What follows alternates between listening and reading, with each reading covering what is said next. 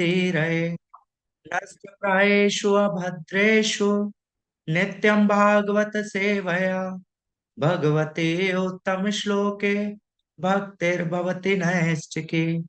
ओम अज्ञानतिमिरान्धस्य ज्ञानाञ्जनशलाकया चक्षुरुन्मीलितं येन तस्मै श्रीगुरुवे नमः। श्रीचैतन्यमनोभीष्टं स्थापितं येन भूतले स्वयं रूप कदा मह्यं ददाति स्वपदान्तिकम्।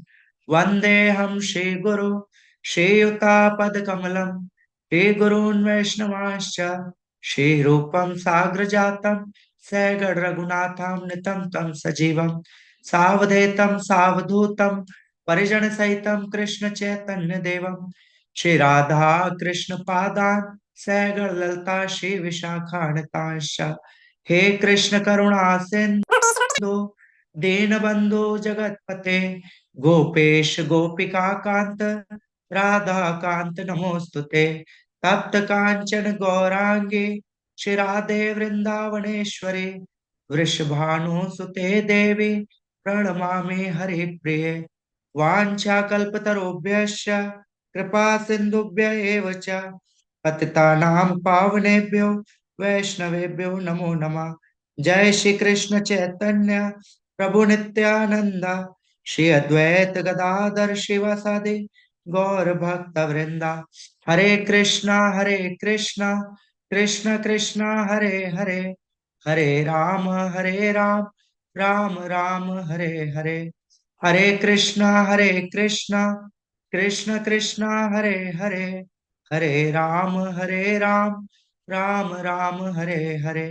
हरे कृष्णा कृष्ण कृष्णा हरे हरे हरे राम राम राम हरे हरे। हरे कृष्णा। बहुत बहुत स्वागत है आप सभी का आज के इस विशेष चर्चा में गीता उपदेशावली। आज जैसा कि हम पहले विषय सभी जानते हैं कि प्रत्येक दिन हम गीता के एक श्लोक पे चर्चा करेंगे और प्रत्येक दिन एक चर्चा रहेगी। और आज हम पहले अध्याय के पहले नंबर श्लोक से हम आज की चर्चा को प्रारंभ करेंगे और आशा करते हैं कि सभी को लाभ होगा इससे। सूक्ष्म रूप से गीता को समझने का प्रयास करेंगे। तो पहले अध्याय से हम शुरुआत करते हैं। सब मेरे साथ साथ इस श्लोक को पढ़िएगा। श्लोक पढ़ेंगे, ट्रांसलेशन और अर्थ इसका और प्रभुपाद जी के द्वारा दिया गया तात्पर्य, फिर इसके जो भूमिका है उस भूमिका के विषय में हम चर्चा करेंगे। प्रथम अध्याय श्रीमद् भगवत गीता, प्रथम श्लोक। धृतराष्ट्रोवाच धर्म क्षेत्रे कुरुक्षेत्रे समवेतायुत्सवा मावका पांडवाश्चैव किम कुर्वत संजय। अनुवाद। धृतराष्ट्र ने कहा, हे संजय, धर्म भूमि कुरुक्षेत्र में युद्ध की इच्छा से एकत्र हुए मेरे तथा पांडु के पुत्रों ने क्या किया। तात्पर्य शिला प्रपात के द्वारा। शिला प्रपात की जय। सभी को स्क्रीन पे दिख रहा होगा, स्क्रीन पे भी देख सकते हैं। बाकी सबके पास भगवत गीता होगी, भगवत गीता यथारूप, उसमें प्रथम अध्याय का प्रथम श्लोक है। तात्पर्य भगवत गीता एक बहुपठित आस्तिक विज्ञान है जो गीता महात्म्य में सार रूप में दिया हुआ है। इसमें यह उल्लेख है कि मनुष्य को चाहिए वह श्री कृष्ण के भक्त की सहायता से संवीक्षण करते हुए भगवत गीता का अध्ययन करे और स्वार्थ प्रेरित व्याख्याओं के बिना उसे समझने का प्रयास करे। अर्जुन ने जिस प्रकार से साक्षात भगवान कृष्ण से गीता सुनी, उसका उपदेश ग्रहण किया, इस प्रकार की स्पष्ट अनुभूति का उदाहरण भगवत गीता में ही है। यदि उसी गुरु परंपरा से निजी स्वार्थ से प्रेरित हुए बिना किसी को भगवत गीता समझने का सौभाग्य प्राप्त हो तो वह समस्त वैदिक ज्ञान तथा विश्व के समस्त शास्त्रों के अध्ययन को पीछे छोड़ देता है। पाठक को भगवत गीता में न केवल अन्य शास्त्रों की सारी बातें मिलेंगी, पितु ऐसी बातें भी मिलेंगी जो अन्यत्र कहीं उपलब्ध नहीं है। यही गीता का विशिष्ट मानदंड है। स्वयं भगवान श्री कृष्ण द्वारा साक्षात उच्चरित होने के कारण यह पूर्ण आस्तिक विज्ञान है। महाभारत में वर्णित धृतराष्ट्र तथा संजय की वार्ताएं इस महान दर्शन के मूल सिद्धांत का कार्य करती हैं। माना जाता है कि इस दर्शन की प्रस्तुति कुरुक्षेत्र के युद्ध स्थल में हुई, जो वैदिक युग से पवित्र तीर्थ स्थल रहा है। इसका प्रवचन भगवान द्वारा मानव जाति के पथ प्रदर्शन हेतु तब किया गया जब वे इस लोक में स्वयं उपस्थित थे। धर्मक्षेत्र शब्द सार्थक है, क्योंकि कुरुक्षेत्र के युद्ध स्थल में अर्जुन के पक्ष में श्री भगवान स्वयं उपस्थित थे। कौरवों का पिता धृतराष्ट्र अपने पुत्रों की विजय की संभावना के विषय में अत्यधिक संदिग्ध था। अतः इसी संदेह के कारण उसने अपने सचिव से पूछा, उन्होंने क्या किया। वह आश्वस्त था कि उसके पुत्र तथा उसके छोटे भाई पांडु के पुत्र कुरुक्षेत्र की युद्ध भूमि में निर्णयात्मक संग्राम के लिए एकत्र हुए हैं। फिर भी उसकी जिज्ञासा सार्थक है। वह नहीं चाहता था कि भाइयों में कोई समझौता हो। अतः वह युद्ध भूमि में अपने पुत्रों की नियति, भाग्य, भावी के विषय में आश्वस्त होना चाह रहा था। चूंकि इस युद्ध को कुरुक्षेत्र में लड़ा जाना था, जिसका उल्लेख वेदों में स्वर्ग के निवासियों के लिए भी तीर्थ स्थल के रूप में हुआ है। अतः धृतराष्ट्र अत्यंत भयभीत था कि इस पवित्र स्थल का युद्ध के परिणाम पर न जाने कैसा प्रभाव पड़े। उसे भली भांति ज्ञात था इसका प्रभाव अर्जुन तथा पांडु के अन्य पुत्रों पर अत्यंत अनुकूल पड़ेगा, क्योंकि स्वभाव से वे सभी पुण्यात्म थे। संजय श्री व्यास का शिष्य था, अतः उनकी कृपा से धृतराष्ट्र ने उनसे युद्ध स्थल की स्थिति के विषय में पूछा। पांडव तथा धृतराष्ट्र के पुत्र दोनों ही एक वंश से संबंधित है, किंतु यहाँ पर धृतराष्ट्र के वाक्य से उसके मनोभाव प्रकट होते हैं। उसने जानबूझकर अपने पुत्रों पर धृतराष्ट्र के वाक्य से उसके मनोभाव उसने जानबूझकर अपने पुत्रों को कुरु कहा और पांडु के पुत्रों को वंश के उत्तराधिकार से विलग कर दिया। इस तरह पांडु के पुत्रों अर्थात अपने भतीजों के साथ धृतराष्ट्र की विशिष्ट मनस्थिति समझी जा सकती है। जिस प्रकार धान के खेत में अवांछित पौधों को उखाड़ दिया जाता है, उसी प्रकार इस कथा के आरंभ में से ही ऐसी आशा की जाती है, जहां धर्म के पिता श्री कृष्ण उपस्थित हो, वह कुरुक्षेत्र रूपी क्षेत्र में दुर्योधन आदि धृतराष्ट्र के पुत्र रूपी अवांछित पौधों को समूल नष्ट करके युधिष्ठिर आदि नितांत धार्मिक पुरुषों की स्थापना की जाएगी। यहाँ धर्म क्षेत्र तथा कुरुक्षेत्र शब्दों की उनकी ऐतिहासिक तथा वैदिक महत्ता के अतिरिक्त यही सार्थकता है। एक बार फिर से श्लोक पढ़ते हैं, फिर हाँ, आज की चर्चा को प्रारंभ करेंगे। जैसा कि अध्याय का नाम है क्या, कुरुक्षेत्र के युद्ध स्थल में सैन्य निरीक्षण। कुरुक्षेत्र के युद्ध स्थल में सैन्य निरीक्षण। श्लोक है, धृतराष्ट्रवाच धर्म क्षेत्रे कुरुक्षेत्रे समवेता युयुत्सवा माम का पांडवाश्चैवा किम कुर्वत संजय। देखिए, इसमें कोई थोड़ा बहुत संशय कर सकता है कि इसकी शुरुआत धृतराष्ट्र के नाम से हो रही है। धृतराष्ट्र उवाचा, और कई लोग जानते भी हैं कि धृतराष्ट्र एक ऐसा कारण थे कि जिनके कारण में महाभारत का युद्ध हुआ। फिर धृतराष्ट्र उवाच करके क्यों शुरुआत हो रही है, कोई ऐसा कारण होगा कि धृतराष्ट्र क्यों बोला जा रहा है। देखिए, धृतराष्ट्र का एक अर्थ होता है, धृतराष्ट्र शब्द दो शब्दों से मिलकर के बना हुआ है। दो शब्दों की संधि से ये धृतराष्ट्र शब्द बना है। धृत का मतलब होता है पकड़ा हुआ, और राष्ट्र का मतलब है राज्य। जिसने राज्य को कस करके पकड़ा हुआ है, उसे धृतराष्ट्र बोला गया है। तो इसलिए धृतराष्ट्र का मतलब राज्य को जिसने पकड़ा हुआ। वास्तव में देखा जाए धृतराष्ट्र की बहुत इच्छा थी कि वो उस राज्य के सुख का भोग करे, पर बहुत सारे ऐसे कारण हुए कि जिस कारण से वो राज्य का भोग नहीं कर पाए। धृतराष्ट्र को राजा बनने का 2 बार अवसर प्राप्त हुआ। कितनी बार राजा बने धृतराष्ट्र? 2 बार राजा बने। पहली बार राजा का अवसर प्राप्त हुआ क्योंकि ऐसी परंपरा है, जो बड़ा बेटा होता है उसे राज्य गद्दी सौंपी जाती है।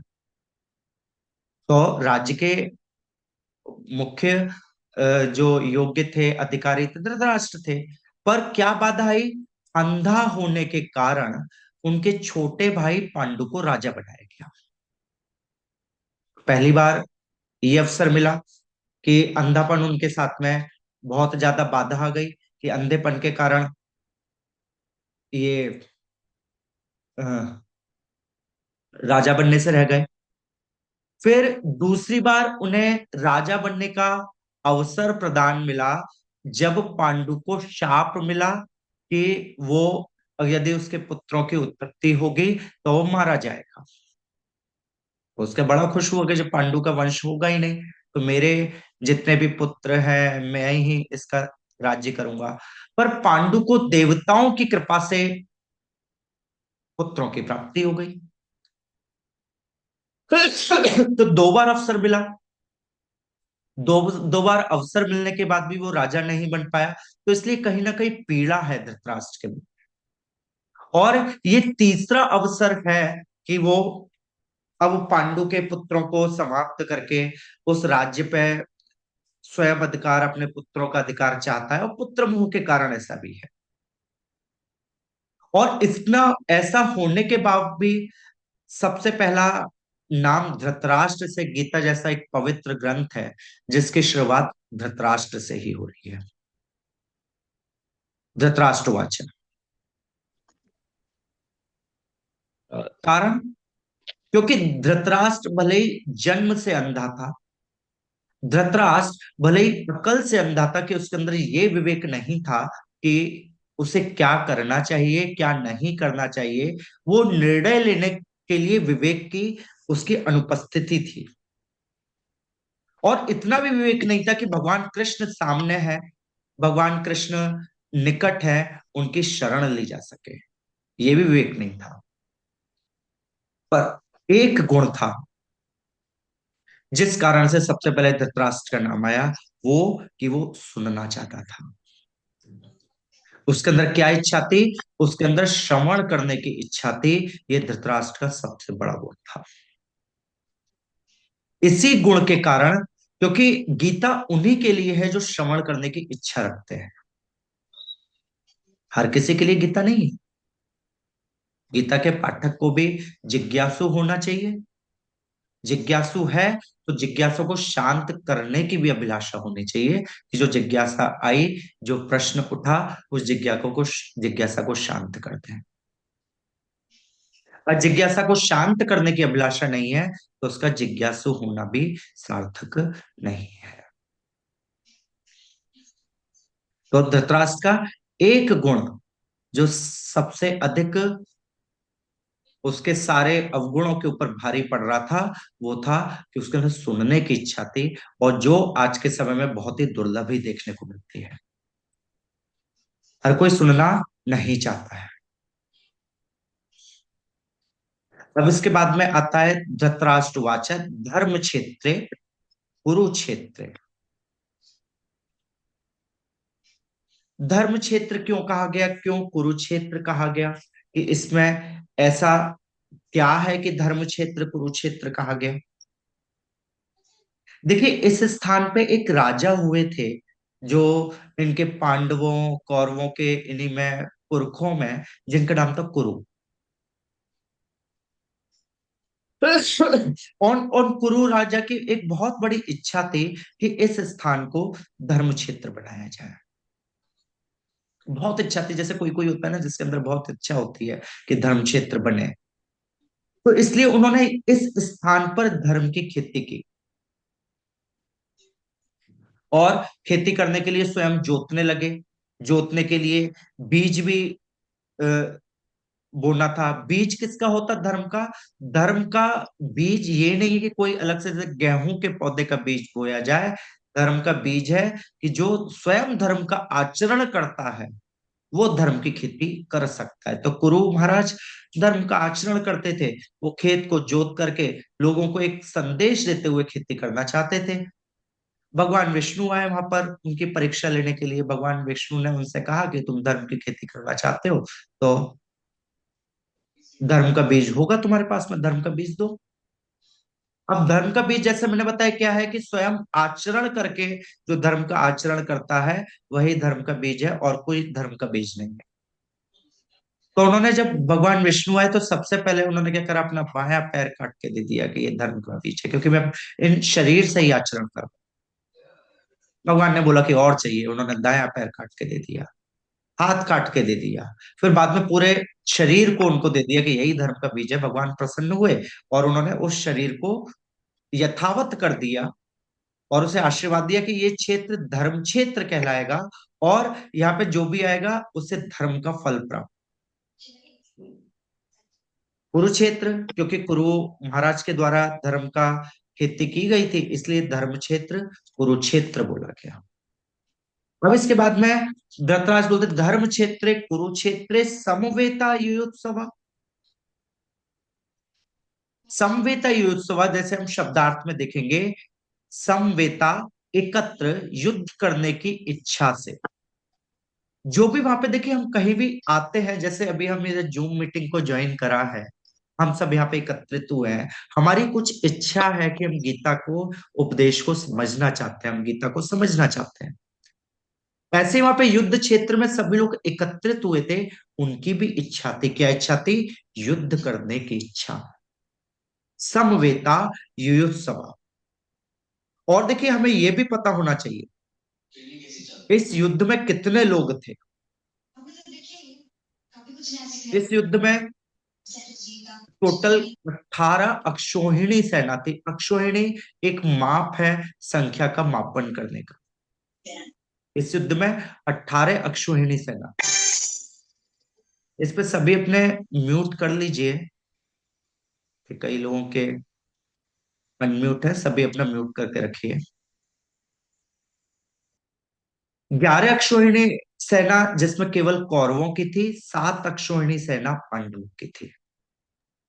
अगर संख्या बल में देखा जाए तो कौरव पांडवों से ज्यादा बलशाली थे, अगर संख्या से देखा जाए। और देखिए अक्षौहिणी सेना को कैसे, अक्षौहिणी का क्या माप था, मैं आप उसे नोट कर सकते हैं।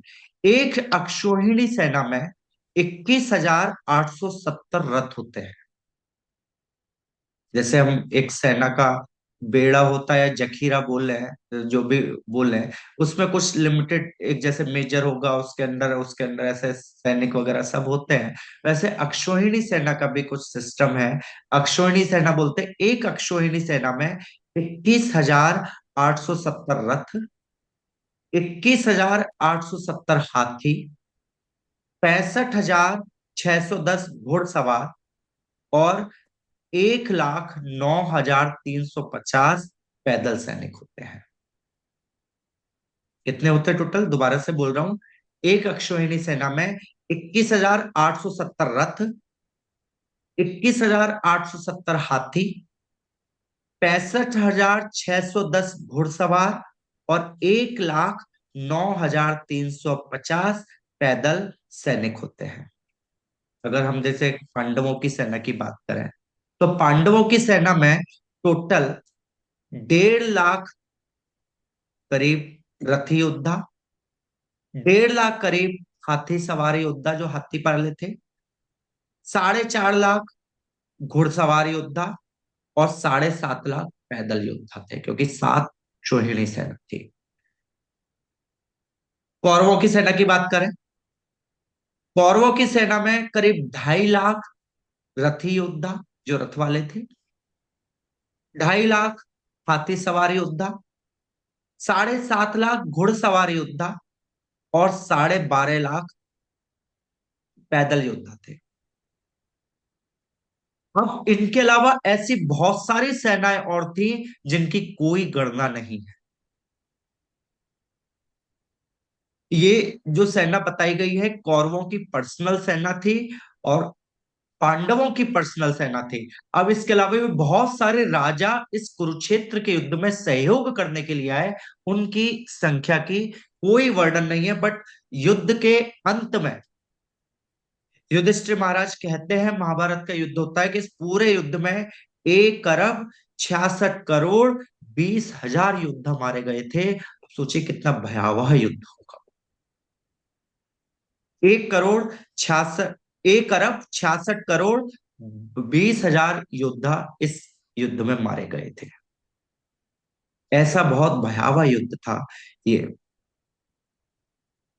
और देखिए इसमें युधिष्ठिर महाराज की एक बहुत विशेष सूझबूझ थी, क्योंकि इतना बड़ा हो तो उसमें किसी को पहचानना मुश्किल हो जाएगा कि हाथी वाला कौन है, कि हमारे पक्ष का विपक्ष का। युधिष्ठिर महाराज ने सूझबूझ से अपने पक्ष के जो भी थे उनको एक विशेष चिन्ह प्रदान कर रखे थे, विशेष नाम आभूषण कुछ संकेत दे रखे थे, ताकि, क्योंकि देखिए एक कुशल सेनापति का यही होता है कि सबको एक सुनिश्चित कर सके।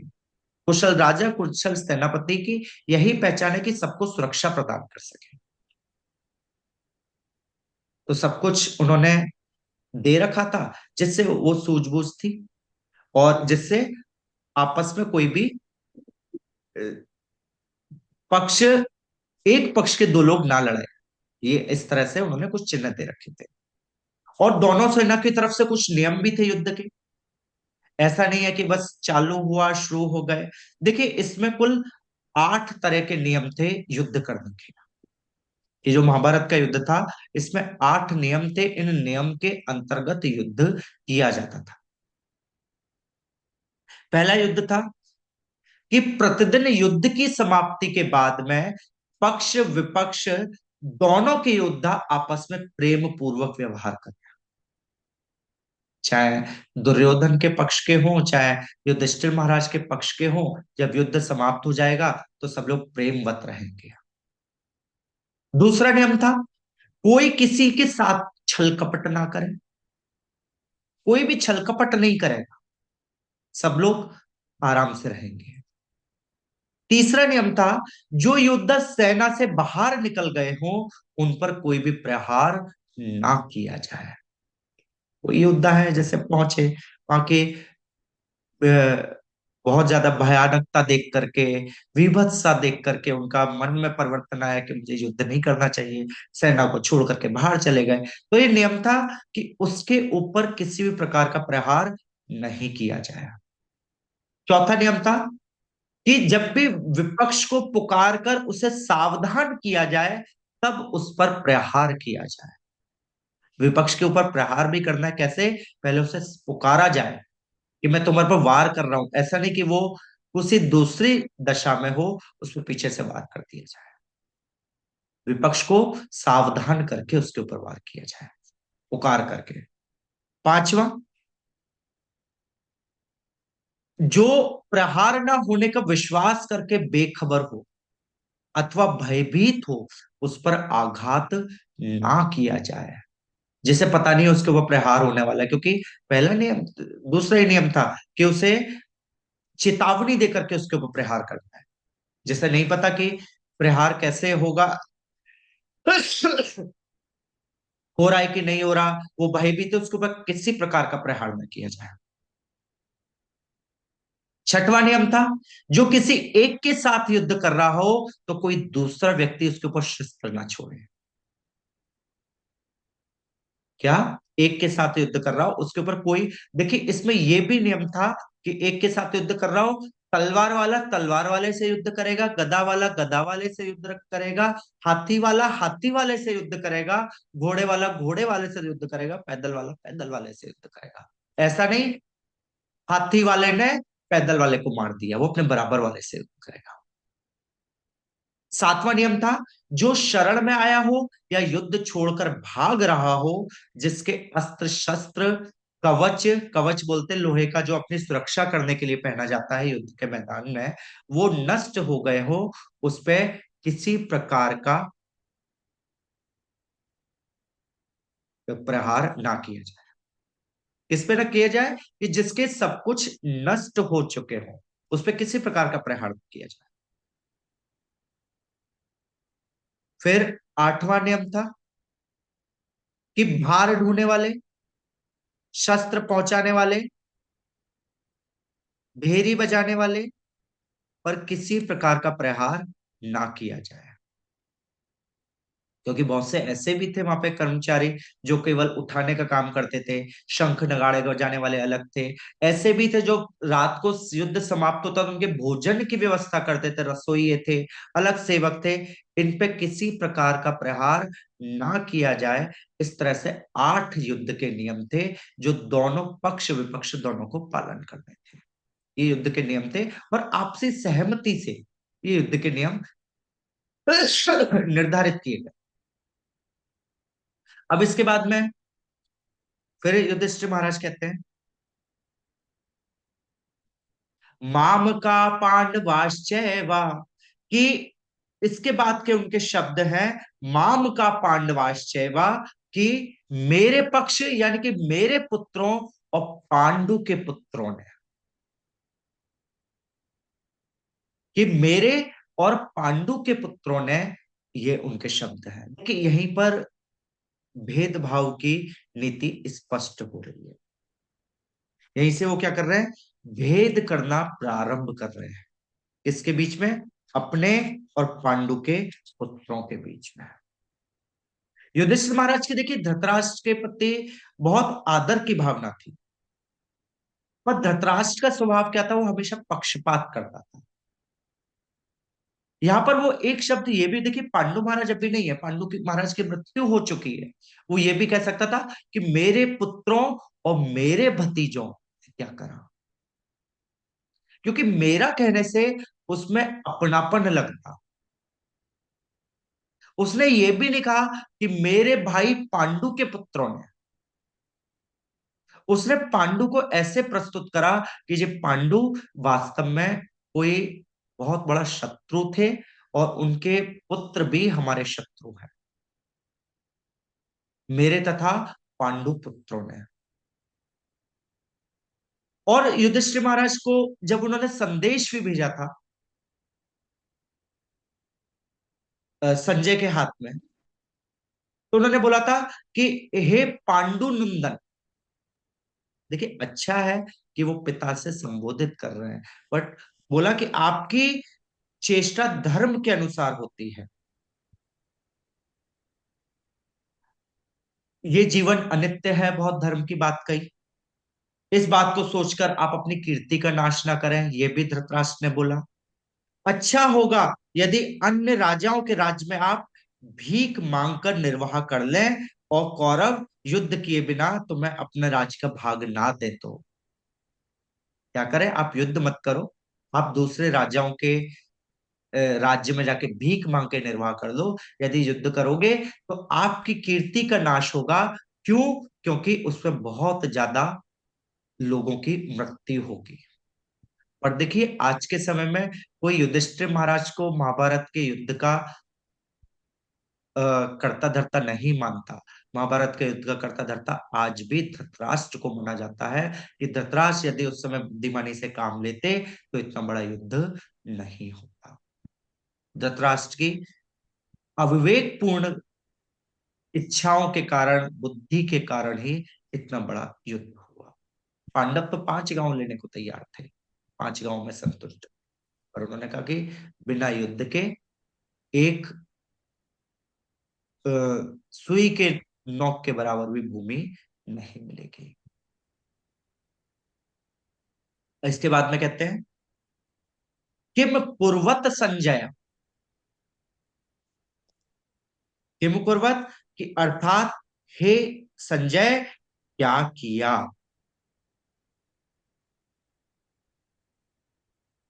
क्योंकि धृतराष्ट्र को कहीं ना कहीं आशा थी कि ये जो युद्ध हो रहा है, युद्ध हो रहा है कुरुक्षेत्र धर्म क्षेत्र में।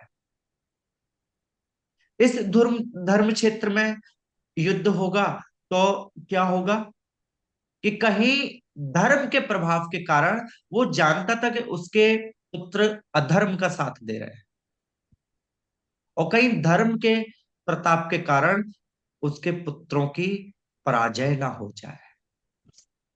कहीं ऐसा नहीं हो कि धर्म के प्रभाव के कारण उनका मन परिवर्तित हो गया उस स्थान पे जाकर के, वो धर्म की बात करने लगे, युद्ध शुरू होने से पहले ही वो आधा राज्य दे दे और युद्ध वहीं समाप्त हो जाए। धृतराष्ट्र की भी इच्छा थी कि वो युद्ध को देखे, धृतराष्ट्र भी चाहता था युद्ध को देखना। इसलिए उन्होंने पूछा कि माम का पांडवाश्चैव किम कुर्वत संजय, कि मेरे और पांडु के पुत्रों ने हे संजय क्या किया। देखिए इसमें कोई कह सकता है कि संजय ने कैसे उन्हें बताया, संजय से क्यों प्रश्न पूछा। जब युद्ध प्रारंभ होने वाला था तब धृतराष्ट्र का व्यासदेव जी से मिलन हुआ। उस समय व्यासदेव जी तीनों काल का ज्ञाता है, उन्होंने सारे शास्त्रों को लिखा। उन्होंने धृतराष्ट्र से एकांत में पूछा कि हे राजन, तुम्हारे पुत्रों और राज जो भी तुम्हारे पुत्र के पक्ष में राजा और विपक्ष में है, अधिकतर राजाओं का काल आ चुका है। यदि तुम इस युद्ध को देखना चाहते हो तो मैं तुम्हें दिव्य दृष्टि प्रदान करता हूं, तुम उस दिव्य दृष्टि के माध्यम से इस युद्ध को देख सकते हो। पर धृतराष्ट्र ने कहा, हे ब्रह्म ऋषिवर, मैं यदि उनका काल आ चुका है तो मैं अपने पुत्रों की मृत्यु को नहीं देख सकता। तो इसलिए मुझे बस इतनी कृपा करिए कि मुझे युद्ध का पूरा समाचार मिल जाए कि कैसे युद्ध हो रहा है, बस मैं जानना चाहता हूं। तो ये सुनकर धृतराष्ट्र की प्रार्थना पर ही व्यासदेव जी ने संजय को दिव्य दृष्टि का वरदान दिया, जिससे वो युद्ध को समाचार देख करके उनका लाइव उसका चित्रांकन करते हुए उन्हें सजीव वर्णन किया। अब देखिए, कोई कहता है इसमें एक और संशय आता है, क्या संजय ने युद्ध में भाग लिया कि नहीं लिया। देखिए अनेक आचार्यों ने और शिला प्रपात ने भी ये कई कई जगह बोला है कि संजय ने कुरुक्षेत्र के युद्ध में भाग नहीं लिया और वो महाभारत के दौरान धृतराष्ट्र के महल में ही बैठे रहे और वहां से दिव्य दृष्टि के माध्यम से धृतराष्ट्र को पूरा सब कुछ वर्णन करते रहे। वही पूरी महाभारत है जो जिसे पंचम वेद बोला जाता है, उसी का एक भाग ये भगवत गीता है। पर ये भी एक जगह वर्णन आता है और प्रपात जी ने ये बोला, हम इसी को मानेंगे कि जब युद्ध का समाप्त होता था, संजय ने युद्ध में भाग लिया, जब युद्ध समाप्त होता था तो समाप्त होने के बाद में संजय धृतराष्ट्र के पास जाते थे और उन्हें पूरा वर्णन करते थे। पर इसमें एक संशय ये आता है, तो फिर दिव्य दृष्टि का क्या फायदा हुआ जो व्यासदेव जी ने कृपा से संजय को प्रदान करी थी कि वो वहीं बैठ करके युद्ध को देख सकते हैं। तीसरा एक मत ये भी है, कुछ लोग कहते हैं क्योंकि महाभारत के युद्ध प्रारंभ होने के 10वें दिन भीष्म पितामह धाराशाही हुए। जब भीष्म पितामह बाणों की शैया पे लेटे, वो 10वां दिन था और 10वें दिन दोपहर यानी कि अपराह्न के समय 12 से 1 के बीच में भीष्म पितामह धाराशायी हुए। और जब वो भीष्म पितामह के सभी के पूजनीय थे धाराशायी हुए, तो युद्ध को उस दिन वहीं समाप्त कर दिया गया। पक्ष विपक्ष के सभी लोग भीष्म पितामह के पास आने लगे, चिंतित होने लगे। एक मत यह है कि उस दिन संजय ने जाकर के उनको, धृतराष्ट्र को पूरा युद्ध का वर्णन बताया। तो इसमें इस तरह से अनेक मत है। और इसमें यह भी कह सकते हैं कि फिर दिव्य दृष्टि अगर ये मत है तो दिव्य, कई लोग ये कहते हैं कि कुरुक्षेत्र में ऐसा स्थान मिलना मुश्किल था कि जहां से वो पूरे युद्ध को देख सके, तो इसलिए धृतराष्ट्र के महल में बैठकर ही दिव्य दृष्टि के माध्यम से युद्ध का दर्शन कर रहे थे। और एक और वर्णन आता है महाभारत में कि व्यासदेव ने एक और वरदान दिया था संजय को कि वो युद्ध में भाग भी लेंगे, अगर ये जाना चाहेंगे तो, पर उनके ऊपर कोई अस्त्र शस्त्र प्रभावी नहीं होगा, उन्हें घाव नहीं लगेगा।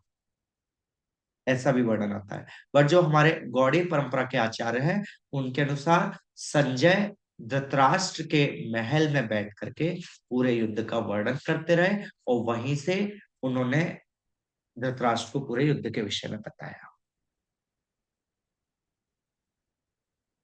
तो इसलिए गीता को समझने के लिए, गीता को सुनने के लिए सबसे पहले, धृतराष्ट्र बहुत अवगुणी व्यक्ति था, पर उसका ये गुण हम सभी को अपनाना पड़ेगा कि उसके अंदर सुनने की इच्छा थी। हमारे अंदर भी इच्छा होगी सुनने की, तो हम गीता को समझ पाएंगे, गीता को अच्छे से अंगीकार कर पाएंगे। तो आज की चर्चा को यहीं समाप्त करेंगे।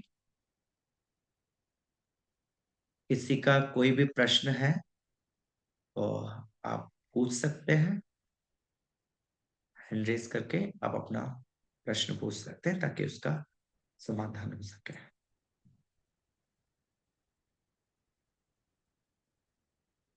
कोई भी किसी का प्रश्न हो?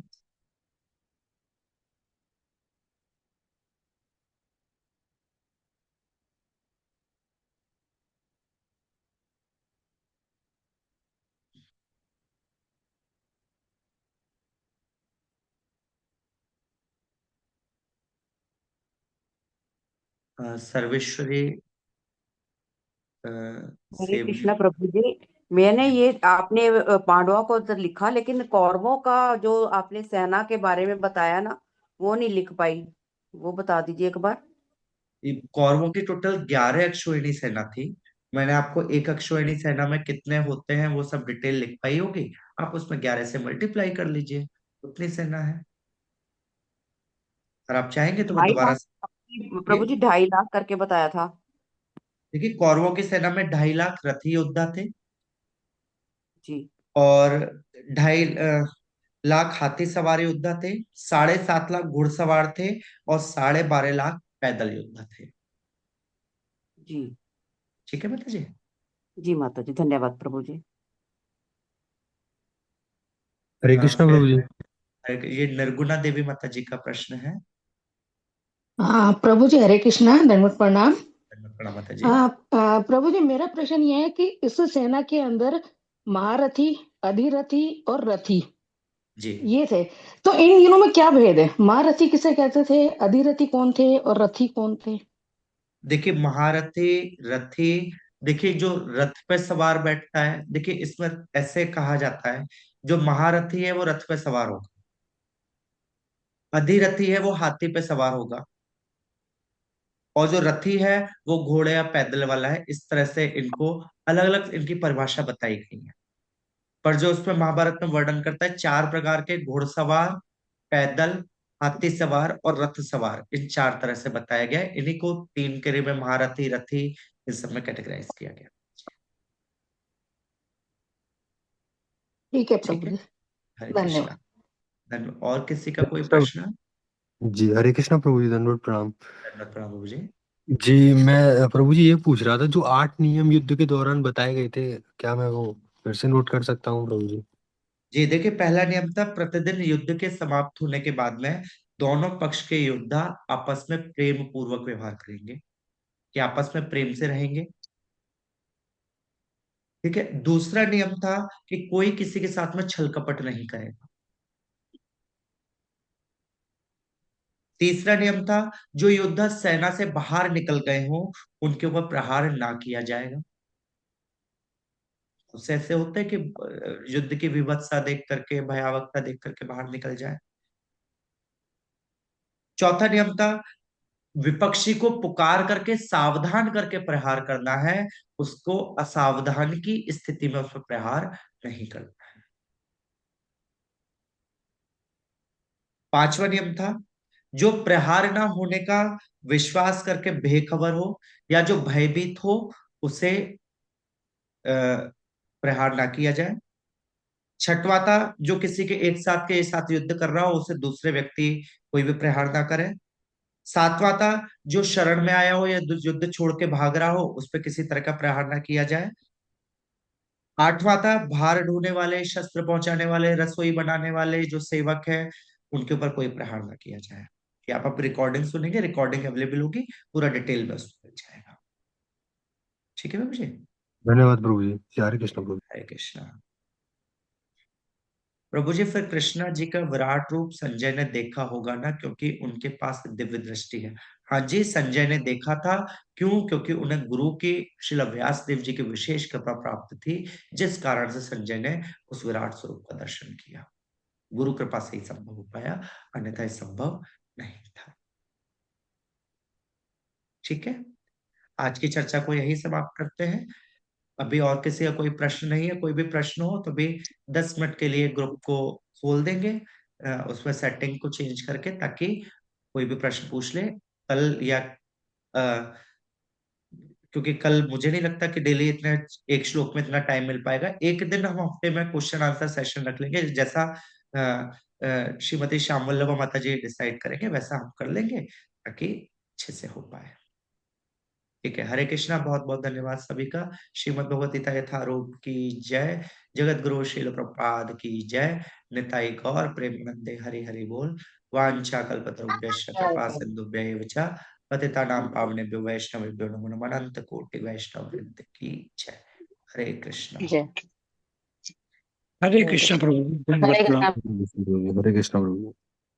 हरे कृष्ण प्रभु जी, प्रणाम। हरे कृष्णा प्रभु जी, दंडवत प्रणाम। धन्यवाद प्रणाम। हरे कृष्ण प्रभु जी। ये किसी का प्रश्न है, 100 अरब 66 करोड़ 20,000 मेजर। ये 1 अरब 66 करोड़ है, 100 अरब नहीं है, 1 अरब 66 करोड़। ये हरे उस टाइम कृष्णा प्रभु जी, हरे दंडवत कृष्ण। प्रणाम।